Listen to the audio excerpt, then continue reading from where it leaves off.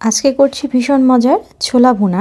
সেজন্য প্রথমে আমি কয়েক টুকরো শুকনা মরিচকে ভেজে নিয়েছি। আমার প্যানটা বেশ বড়, সেজন্য আমি এক সাইডে পেঁয়াজও নিয়ে নিয়েছি। আপনাদের প্যান যদি ছোট হয়ে থাকে তাহলে আলাদা আলাদা করেই ভেজে নেবেন। পেঁয়াজ আর মরিচটা আলাদাভাবে ভেজে নেওয়ার পরেই আমি এগুলোকে একত্র করে নিব। অবশ্যই শুকনো মরিচটা খুব ভালোভাবে ভেজে নিতে হবে। এই রেসিপিতে শুকনো মরিচটা অ্যাড করাই হয় একটা সুন্দর ফ্লেভারের জন্য। শুকনো মরিচ আর পেঁয়াজ ভাজার পরে পেঁয়াজগুলো নরম হয়ে আসলে তখন সেই পর্যায়ে আমি অ্যাড করে দিচ্ছি টমেটোর টুকরো। এটা আমার ফ্রোজেন টমেটো, সেই জন্য আমি টমেটোগুলো বড় বড় করেই টুকরো করে দিচ্ছি। কিন্তু আপনারা যদি ফ্রেশ টমেটো ব্যবহার করেন তাহলে আপনাদেরকে ছোট ছোট টুকরা করতে হবে, তাহলে খুব দ্রুত এটা গলে যাবে, না হলে রান্নার সময়টা কিন্তু বেশি লাগবে। এখন পেঁয়াজ, মরিচ আর টমেটোর টুকরোগুলোকে নেড়েচেড়ে ততক্ষণ পর্যন্ত ভেজে নিব যতক্ষণ পর্যন্ত টমেটোটা গলে না আসে। এই রেসিপিতে টমেটোটা ব্যবহার করার কারণে খুবই মজার একটা গ্রেভি হবে। যারা কখনো ছোলা ভুনায় টমেটো ব্যবহার করেননি তারা অবশ্যই এভাবে রান্না করে দেখবেন যে ছোলার অন্যরকম একটা স্বাদ লাগছে। মূলত ছোলার একটা গ্রেভি তৈরি করার জন্য আমরা এই টমেটোটা ব্যবহার করছি। এখন খুব ভালোভাবে টমেটোটা গলে না আসা পর্যন্ত আমি এগুলোকে নাড়াচাড়া করতে থাকবো। আর মাঝে মাঝে একটু স্প্যাচুলা দিয়ে চেপে চেপে দিব যেন টমেটোটা খুব ভালোভাবে গলে যায়। টমেটো সম্পূর্ণভাবে গলে আসার পরে আমি এখানে দিয়ে দিচ্ছি আদা রসুনের পেস্ট। আদা রসুনের পেস্ট দেওয়ার পরে টমেটো পেঁয়াজের সাথে আদা রসুনটাকে একটু নেড়েচেড়ে ভেজে নিব। এখানে আদা রসুনটা ভেজে নেওয়ার ফলে আদা রসুনের যে কাঁচা গন্ধ থাকে সেটা চলে যাবে আর গ্রেভিটারও একটা টেস্ট আসবে। তবে আপনারা যদি আদা রসুনের পেস্ট ব্যবহার না করে গুঁড়ো ব্যবহার করেন সেক্ষেত্রে আপনাদেরকে না ভাজলেও চলবে।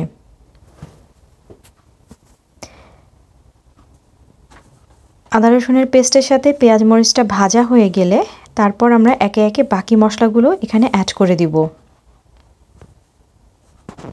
দিয়ে দিচ্ছি ধনিয়া গুঁড়া, দিচ্ছি হলুদের গুঁড়া, দিয়ে দিচ্ছি লাল মরিচের গুঁড়া, দিচ্ছি জিরার গুঁড়া, দিয়ে দিচ্ছি স্বাদ মতো লবণ। আসলে আজকে আমি অনেকগুলো ছোলা একসাথে ভুনা করব, সেজন্য আমার মশলার পরিমাণটাও বেশি।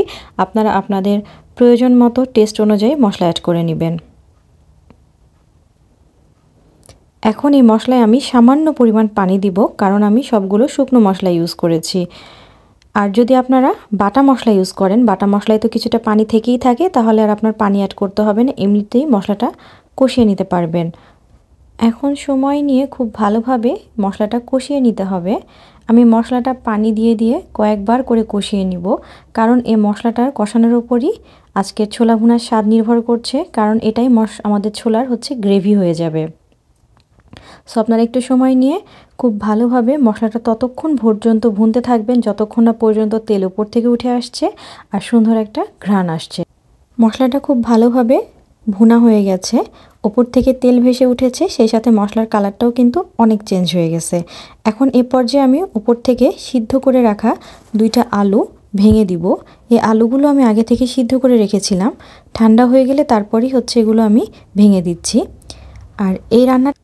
আর এই ছোলা ভুনায় আলু ব্যবহারের কারণে কিন্তু খুব সুন্দর একটা মজার গ্রেভি হবে। আলু দেওয়ার কারণে গ্রেভিটা অনেক বেশি থিক হবে, খেতেও খুব বেশি ভালো লাগবে। এবার আমি স্প্যাচুলা দিয়ে আলুগুলোকে আরেকটু ছোট ছোট করে ভেঙে দিব। আলু আর মশলা কিছুক্ষণ সময় নাড়াচাড়া করে আগে থেকে সিদ্ধ করে রাখায় সেই ছোলাগুলোও দিয়ে দিচ্ছি। এখানে একটা কথা বলে রাখি, ছোলা সিদ্ধ করার সময় আমরা অনেকেই যে পানি এক্সট্রা থাকে সেটা ফেলে দিই। কখনোই আপনারা এই পানিটা ফেলে দিবেন না, তাহলে এর পুষ্টিগুণ চলে যায়। অনেকে মনে করেন এতেই ছোলার কালার কালো হয়, আসলে কালার দিয়ে না, পুষ্টিগুণই মেন কথা। কিন্তু দেখেন আমি পানি না ফেলেও কিন্তু আমার ছোলাগুলোর কালার একদমই এক্স্যাক্ট আছে। ঠিকভাবে ছোলা ভুনা করলে কিন্তু পরিষ্কার করে ভালোভাবে ধুয়ে ছোলা ভুনা করলে কখনোই কিন্তু ছোলাতে কালো হয় না। পানিটা বারবার চেঞ্জ করে আপনারা ছোলাটা ধুয়ে নেবেন পরিষ্কার করে, তারপরে এটা সিদ্ধ করে নেবেন। এখন আলুর সাথে ঝোলের সাথে ছোলাটাকে খুব ভালোভাবে আমি সময় নিয়ে মিশিয়ে নিব। আর এই ছোলা ভুনাটা খেতে কিন্তু অসম্ভব মজা হয়।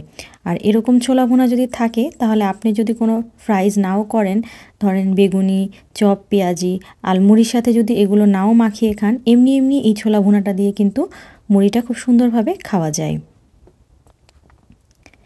এখন কিছুক্ষণ ঢেকে রাখবো, তাহলে এই আলু গ্রেভির সাথে ছোলাটা আরেকটু মাখো মাখো হবে, সেই সাথে ঝোলটাও টেনে আসবে।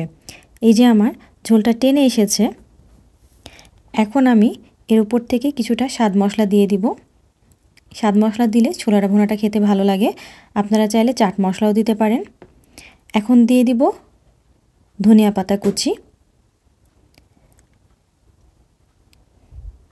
ধনিয়া পাতা, স্বাদ মশলা এগুলো কিন্তু ছোলাতে অন্যরকম একটা টেস্ট নিয়ে আসে, ফ্লেভারও নিয়ে আসে। অবশ্যই চেষ্টা করবেন এগুলো ছোলা ভুনার শেষে একদম ব্যবহার করতে। এখন আমি নাড়াচাড়া করে এই ছোলা ভুনাটাকে ততক্ষণ পর্যন্ত চুলায় রাখবো যতক্ষণ পর্যন্ত ধনিয়া পাতাটা গলে না আসছে। আর একটা কথা, এই ছোলা ভুনায় কিন্তু ছোলাটাকে একদম ড্রাই করব না, ছোলাটা কিন্তু মাখো মাখোই থাকবে, কারণ এই গ্রেভিটাই এই ছোলা ভুনার আসল টেস্ট। এই গ্রেভি দিয়ে যখন আপনি মুড়ি মাখিয়ে খাবেন বা শুধু এমনি এমনিও ছোলা খাবেন, আপনার ড্রাই লাগবে না এবং মুখে অসাধারণ একটা টেস্ট দিবে। অনেকেই আছেন ছোলা ভুনাতে আলু ব্যবহার করেন, কিন্তু কেটে কেটে ভাজির মতো টুকরো করে আলু ব্যবহার করেন।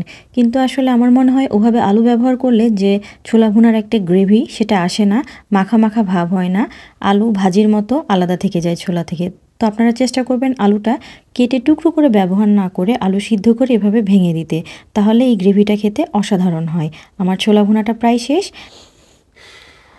আপনারা বাসায়ও এভাবেই ছোলা ভুনা ট্রাই করে দেখবেন।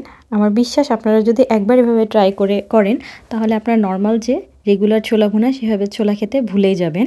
এভাবে ছোলা শুধু খেতে বা মুড়ি দিয়ে খেতে সবভাবে খুবই ভালো লাগে, কোনো এক্সট্রা বেগুনি চপ কোনো কিছুই লাগে না।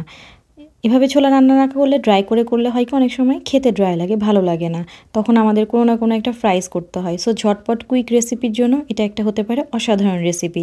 আমার রেসিপি যদি আপনাদের ভালো লেগে থাকে অবশ্যই আমার ইউটিউব চ্যানেল লিভিং লাইফ নামে যে চ্যানেল আছে সেটা সাবস্ক্রাইব করবেন, সেই সাথে আমার ফেসবুক পেজ লিভিং লাইফ সেটাকে লাইক এবং ফলো দিয়ে রাখবেন। আমি আমার চ্যানেল আর পেজের মাধ্যমে আমার ডেলি লাইফ, আমার ডেলি রেসিপি থেকে শুরু করে সব কিছুই আপনাদের সাথে শেয়ার করার চেষ্টা করি।